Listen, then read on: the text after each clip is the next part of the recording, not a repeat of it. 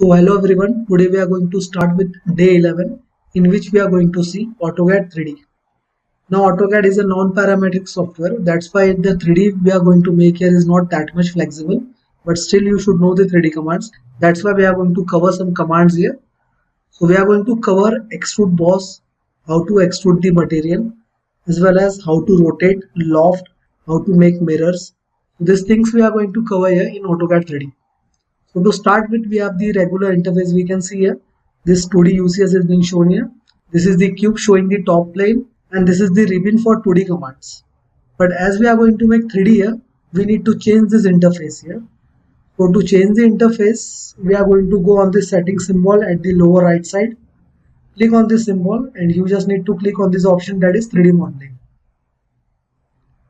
We have switched to 3D modeling here. We can see the above ribbon, it is completely changed and it is showing the 3D commands now. We are going to click here on this home tab. So now the interface is looking in the isometric view. We can see all the three axes are visible now. We are going to start the sketch for the 3D same way as we were starting the 2D sketches. So I'm going to make one rectangle here. Now one thing to be noted, that whatever sketch you are going to make for 3D extrude, it should be made by polyline only. So I'm taking here the rectangle command. It is by default polyline object only. We'll give the sizes here. I'll say X distance as 30, tab Y distance as 20. So now this rectangle is made as a polyline object. We are going to go for extrude command. So for extrude command, the shortcut key is EXT, that is extrude, enter. We can directly extrude it here, or else we can go in the modeling tab here above left side. We have this option here, extrude. After selecting the command, just select the object, say enter, and then we are going to start here as an extrusion. So to extrude here, I'm going to say the value as 20 mm, enter. Now we can visualize this part. It is looking in a 2D wireframe sketch form. We want to change it. We want to show it into a 3D part. So for that, we are going to go for this view tab, and in view tab we have this 2D wireframe. We are going to change it and say shades of gray. Now we can see, we can visualize it in a 3D form. So here we can change the styles, whether you want to show it shades of gray. If I want to show in a hidden view, just click. Then the material will not be shown, only the edges are shown. If I go for the other type, that is shaded, then edges will not be shown, only material will be shown. So there are different types here. We are going to select shades of gray so that all the edges are also visible and material is also visible here. So we'll see the cut later. First we'll see the press pull command. So again we are going to make one rectangle. Now one more thing we have to remember, that we have said that extrude can be done only if the object is made by polyline. Suppose this object is polyline, and if I say explode command here, now it has become the single line object. We can see here by clicking a single line, only one line is selected, not complete object. So now it is not a polyline object. Suppose if I go for extrude command using this single line object, we need to select all the lines and then say extrude. Only surfaces will be extruded here, material will not be added as a complete solid body. So to avoid that, there is command that is known as press pull. So if you have not made a polyline object and then you are going to try extrude, it is not possible. Alternate option we have here is press pull. We are going to select the press pull command. We just need to click on the internal area, not on the sketch, and we can press pull it here. So it is similar to extrude command, only alternate of extrude command. Only difference is press pull can be used for both close polyline or a single line object, but extrude can only be used for polyline objects. So this is the main difference here. Next, we were seeing how to cut the material. For that we are going to make one sketch. We are going to make one circle here. As I take circle, on this face we can see one 3D object snap point is being shown, naming as 3D center. That's because this option is on, that is 3D object snap. If I put off this option and then go for circle, this point will not be shown here. But it's compulsory while working on 3D that 3D object snap should be put on, and then we can select the points here, and we are going to make this circle on the surface. So I'm going to take the circle of radius 6 here. We can see the circle is made on this face only. But suppose one more thing, if I put off this option, that is DUCS, and then if I try to make circle, it will not be made on this surface. So to avoid this and to make the proper sketches on the faces, we should compulsory put on this option, that is dynamic UCS. Shortcut key is F6. Then only we can make sketches on the 3D faces. So this is very important to put on 3D object snap also, as well as dynamic UCS. So after making this circle, we are going to extrude the circle. Select the circle, enter, and then we are going to extrude it here. So whatever depth for the cut we need, we are going to extrude it by that size. So I'm going to say the cut I need is of 10 mm. So I'm going to extrude it by 10 only. Say enter. And now this body is added here. You can see this 3D solid body as well as the earlier body. Now if I want to make this as a cut, we need to go for this command, that is solid subtract. Select the command. First we need to select the main body, say enter, and then we need to select the body which we want to subtract. Say enter here. So here we can see this material has been cut here.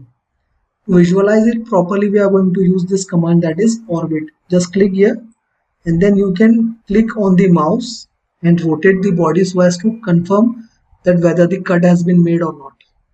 In this way we can visualize this part or a 3D body completely 360 degrees. So this was subtract. Say escape and finish. Next command we are going to see here is offset face. So for offset face, we are going to go on this solid editing tab in the third column, that is offset faces. So I'm going to select this face, say enter, and click on the distance at which you want to offset this face. I'm going to say 20 mm. I'll say enter again to end the command, and we can see it is offsetted by 20 mm more. We'll repeat the command here. Select the face you want to offset, say enter, and put up the distance you want to offset. So if I want to add the material, I'm going to put the value in positive. I'm going to say 10 and enter. Again repeat enter. And if I want to remove this material by using offset, then we can do that also. Select the command, select the face, say enter, and instead of taking the value in positive, I'm going to say minus 15 mm. Now this material is removed by 15 mm. So offset face can add the material as well as remove the material. We can do the same thing by press pull also. Select the press pull command, click on the face, and you can add the material, say the distance as 10 mm, and even this press pull can be used to remove the material from one side face. So I'm going to drag it in the negative direction and say the value as 10. Now the material is removed by 10 mm. So offset face as well as press pull both can be used to add the material at one particular face in a parallel direction. Next command we are going to say here is 3D rotate.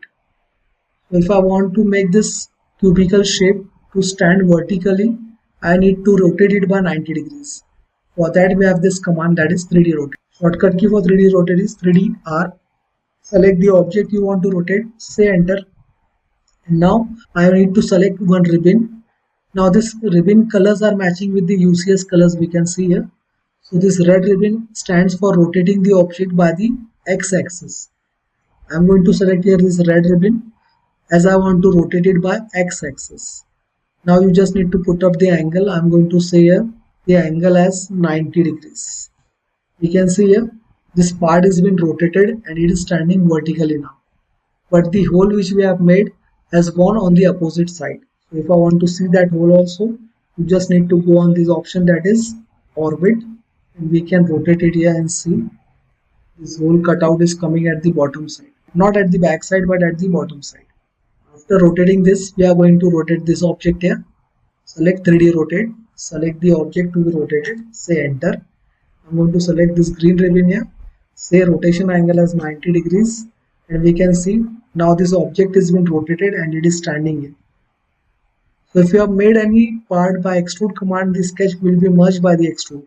But if you have made the 3D by using press pull command, the sketch will not get merged. So I'm going to delete this sketch. Now we can see both the parts are being rotated using 3D rotate. If I want to move it, then we can use 3D move. Select the object and you can directly use this axis to move. I'm going to select this direction as an X direction. So if I want to move it here, I can put up the distance also and can move, or else I can just directly drag it here. If I want to move it at the bottom side, move at the bottom side. If I want to move in the Y direction, just move in the Y direction. Same here. We can also use this command, that is move command only. Select the move command, select the objects to move, say enter. We'll say this as a base point. We'll move it and keep it here at the first extrude, at the vertex point, but we can see this vertex point is not being shown properly. So at this time, before moving, I'm going to go at the object snap, 3D object snap, and I'm going to put off this option, that is nearest. Then we are going to use move command again, say enter, select this vertex point, and I want to keep it or place it on this 3D vertex point. Now both the extrudes are different. We can select and see this is selected separately and this one is also selected separately. But if I want to combine them together, then we can use union command. So select this solid union, select both the objects here, say enter, and we can see the edge formation which was earlier, it is now been removed and it is been selected as a combined part now. I'll undo it one more time. We can see the difference. When we have not applied union, both the objects are selected separately and there is one edge, common edge between these two objects. So if I merge this object, this edge will be removed. This in between edge we can see here, this edge will be removed here. So union command, select both the objects, say enter, and these two parts are being combined now. In this way you can use union command here. We have seen extrude command, we have seen press pull command, we have seen solid subtract, union and offset faces. We have also seen how to use 3D rotate as well as 3D move. Now we are going to use mirror command. So for mirror command, just select the command here. Here is the command, that is in modify 3D mirror. Select the objects to mirror, say enter. So I'm going to specify this as a first point, this as the second point, and at the bottom side vertex point as the third point.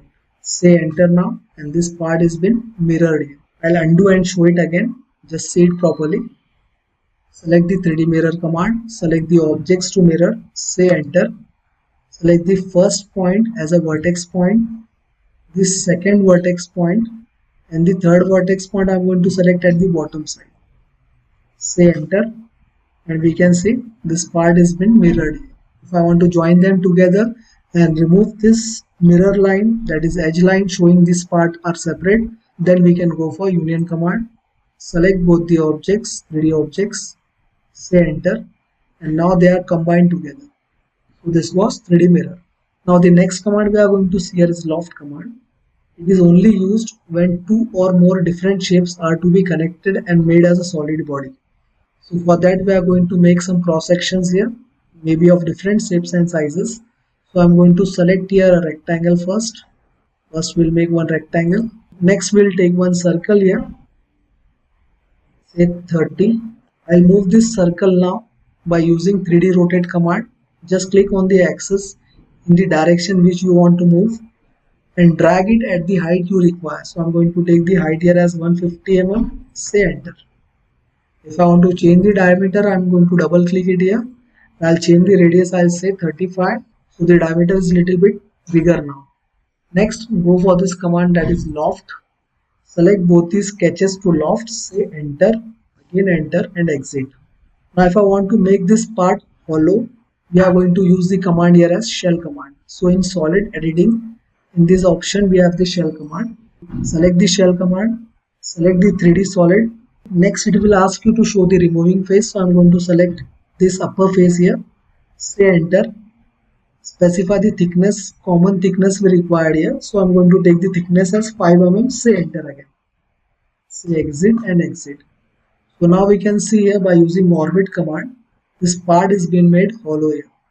Constant thickness is coming of 5 mm as a wall thickness. So in this way we can use shell command and loft command. The next command we are going to see here is revolve command. For that we are going to make one axis and one profile which is going to revolve around the axis. I'm going to make one shaft with overall length of 400 mm.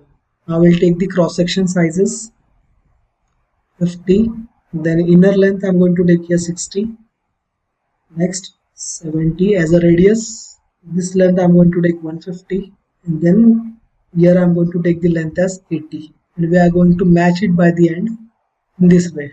Now we'll measure the distances here. I'll say D, I enter. So the first radius we have taken here is 50 mm The second radius we have taken 120, and the last radius we have taken here is of 200.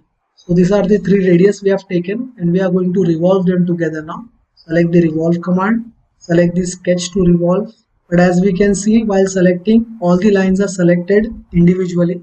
Say enter and provide 2 points here. This part will be revolved, but will not be completely solid. We can see here, this part will come hollow only. It is because this line command is being made by using single line, not by polyline. So to make it properly, we are going to join them together. Say J enter, select it, say enter. Now it is a polyline object, then we are going to go for revolve. Select the profile, say enter, and show 2 points for the axis around which it is going to be revolved. Put up the angle by which you want to revolve it. So I'm going to say 180 degrees. It will be made as a semicircular part. I'll undo it. Again go for revolve command. Select the profile, say enter. Select the 2 points around which we are going to revolve. This time I'll say 360 degrees. This complete part is been made. The first radius was taken 50, so diameter will be 100. Second was radius 120, so this diameter will be 240. The third one was taken radius as 200, so this diameter is going to be 400. In this way we can use revolve command here. Next command we are going to see here is sweep command. For that I am going to make one spline here. So ortho mode off. Say enter to end this spline. Now at any one cross section I am going to make one profile also. This was the path. We are going to make one profile, then we are going to swap this profile along this path. So circle we are going to take here. I'll take this circle radius as 50, enter. We have this profile, the path is also ready. We are going to go for swap command. First it will ask you to select the objects to swap. Say enter. I have selected the circular profile, say enter. Then it will ask you for the path. I'm going to select this as a path, and we can see here whatever was the radius or diameter, that circular profile is being swept along the path to add the material. We orbit it and see it along 360 degrees direction. We'll use this orbit command to see it properly.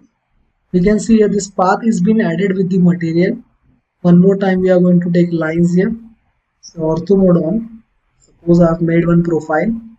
I'm going to take fillets also here.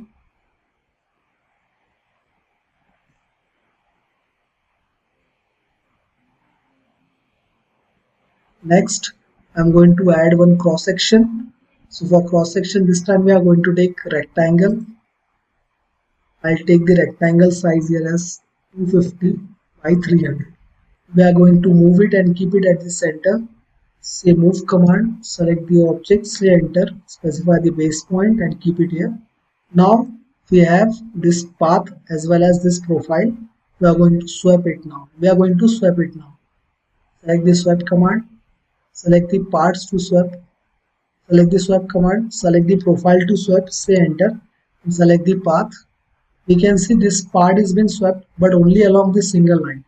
It is because we have not selected this line as a polyline. So for making it polyline, I am going to use join command, say J enter, select the lines and arcs to be joined and make them as a complete path. Again go for swap command, select the profile, say enter and then select the path. We can see here this cross section has added the material along the path and this swap command is being used. So in this way you can use swap command here. So this were the commands we were going to see for this lecture. In the upcoming lecture, we are going to make 3D model using these commands. Till then, thank you.